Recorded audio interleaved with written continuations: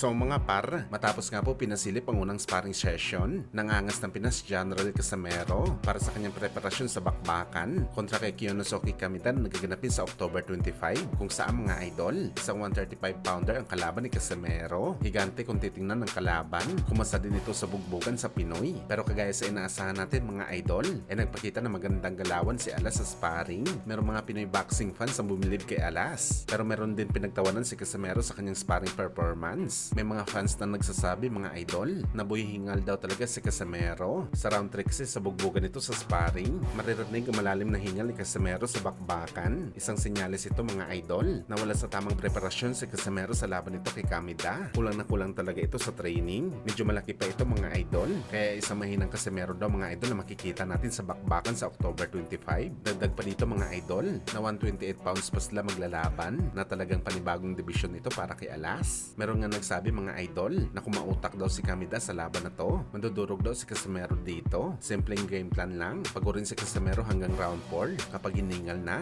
doon ako mamada si Kamida. Well, gayon pa man mga idol, malalaman natin yan sa araw ng laban ni Casimero kung ano ba talaga ang kondisyon nito. Pero isa lang talagang alam natin mga idol para kay Alas. Kondisyon man o hindi ito sa laban, kakain talaga si Casimero sa bakbakan. Yung tipong intensyon ka talaga wasakin sa ibabaw ng boxing ring.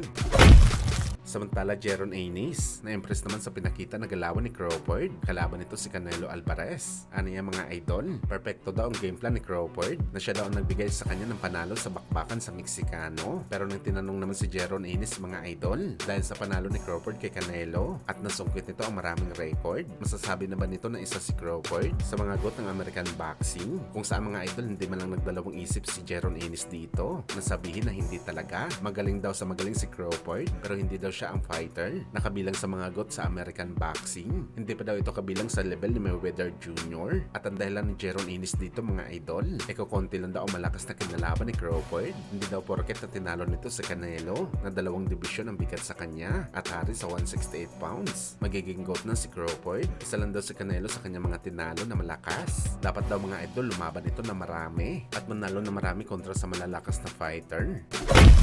Sa kabilang banda naman mga idol, so tila Manny Pacquiao at Rolando Romero na talaga ang maglalaban na posible gaganapin sa December. Nagpapayaw na kasi mga idol ang Viva Promotion sa laban ni Pacman kay Romero. At bukod dito mga idol, nagpost na rin si Rolly Boy sa kanyang social media account. Nakasado na ang kanyang laban at meron na daw itong fight date. Kaya malamang mga idol, ito na ang laban kontra sa ating pambansang kamao Manny Pacquiao. Kaya abangan na lang natin ang announcement mga idol. Excited na talaga tayo sa bakbakan na to. Siguradong pukpukan to sa ibabaw ng boxing ring.